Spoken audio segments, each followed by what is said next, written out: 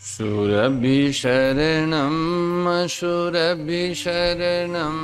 अशुरभिशरणम् अशुरभिशरणम् शूरभिशरणम् अशुर।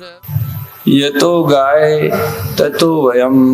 हम हिंदुओं का, हमारे पूर्वजों का ये उद्घोष रहा है कि जहाँ गाय हैं वहीं हम हैं, अथवा गाय हैं तो ही हम हैं, गाय के बिना हम नहीं हैं, गाय के बिना हमारा अस्तित्व नहीं है। हम माने हिंदू, सनातनी, मानव, हम माने प्राकृतिक विधान, हम माने सनातन धर्म, हम माने मानवता। गौ माता है तो ही सनातन धर्म है, गौ माता है तो ही मानवता है, और गौ माता है तो ही प्राकृतिक विधान है। प्रकृति का जो स्वरूप है सुचारू रूप से चलने का, उसमें गौ माता उनको संतुलित करने वाली शक्ति है, धुरी है। जिस तरह से देहधारी प्राणी विभिन्न प्रकार की प्रवृत्ति करने से कमजोर होता है, उनकी शक्ति क्षय होती है, ऐसे सृष्टि के भी निरंतर चलने से उनकी शक्ति क्षय होती है। जिस तरह प्राणियों को शारीरिक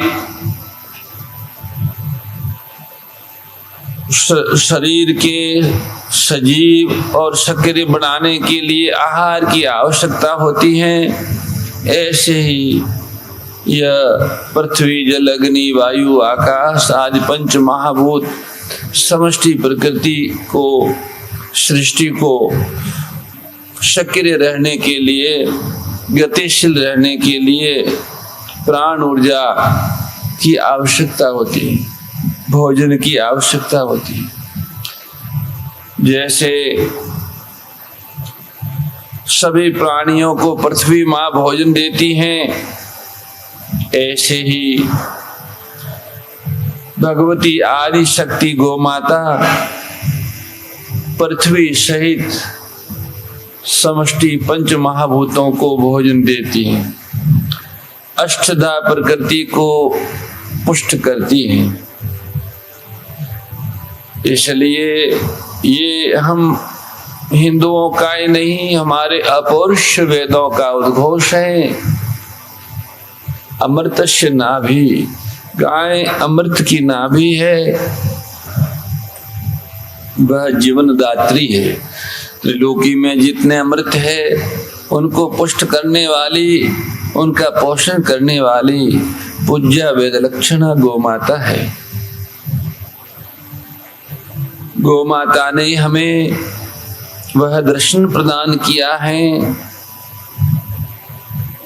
जिसके माध्यम से हम नित्य अविनाशी प्रकाशमय रसमय जीवन की प्राप्ति कर सकते हैं। अथवा यूं कहें, गौ माता ने हमें सच्चिदानंद प्रभु की प्राप्ति कराई है। अंदर और बाहर, अभी और अतीत में अथवा भविष्य में, जब किसी को व्यष्टि या समष्टि रूप से सच्चिदानंद स्वरूप प्रभु की प्राप्ति हुई है तो उसका आधार गौ माता ही रही। हम सनातन हिंदुओं के अवतारों का कारण और अवतारों का आह्वान करने वाली भगवती गौ माता ही है। प्रत्येक कल्प में भगवान का अवतार गौ माता के आह्वान पर, प्रार्थना पर होता है। और अंदर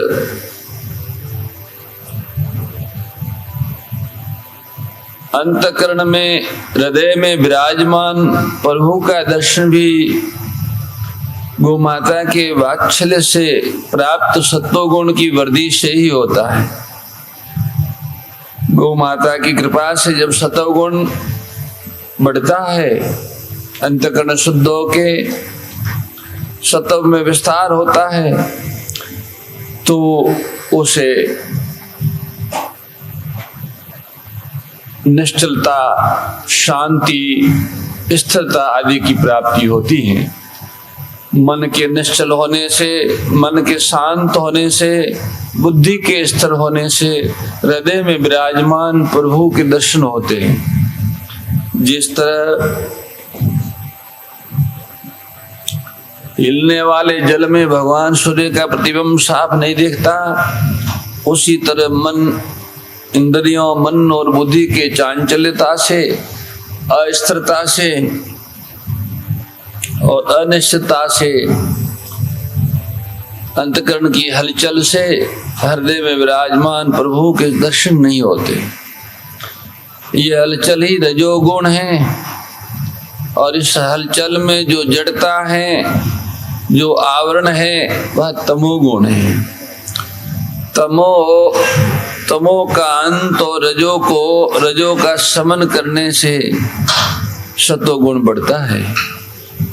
पूज्या गौ माता अपने वात्सल्यमय गव्यों से और अपनी अनुकंपा से तमो तथा रजो को शांत कर देती हैं और सत्व को बढ़ाती हैं। इसलिए वेदवाणी, गुरुवाणी और संतवाणी की अभिव्यक्ति में गौ माता मुख्य आधार है। गौ माता की कृपा से ही, गौ माता की उपासना से ही ऋषियों को ऋतंबरा प्रज्ञा की प्राप्ति हुई। ऋतंबरा प्रज्ञा प्राप्त ऋषियों ने ही वेदों के मंत्रों का साक्षात्कार किया। इतना ही नहीं, गो के अनुकंपा से गुरु में गुरुत्व और संत में संतत्व की अभिव्यक्ति हुई। इस अभिव्यक्ति के परिणाम स्वरूप गुरुवाणी और संतवाणी का प्राकट्य हुआ। हम जिस संतवाणी का श्रवण, जिस संतवाणी के प्रकाश में अपने इष्ट का अनुसंधान कर रहे हैं, उस संतवाणी के मूल में भी पूज्य गौ माता ही है। मोर मुकुट बंसी वाले की जय, गौ माता की जय। हे मेरे नाथ, आप अपनी सुधामयी, सर्व समृद्ध, पतित पावनी, अहेतु की कृपा से मानव मात्र को विवेक का आदर तथा बल का सदुपयोग करने का सामर्थ्य प्रदान करें। एवं हे करुणा सागर, आप अपनी अपार करुणा से शीघ्र ही राग द्वेष का नाश करें, जिससे सभी का जीवन सेवा, त्याग और प्रेम से परिपूर्ण हो जाए। ओम आनंद, ओम परमानंद, ओम सच्चिदानंद। नारायण नारायण नारायण। जय गौ माता, जय गोपाल।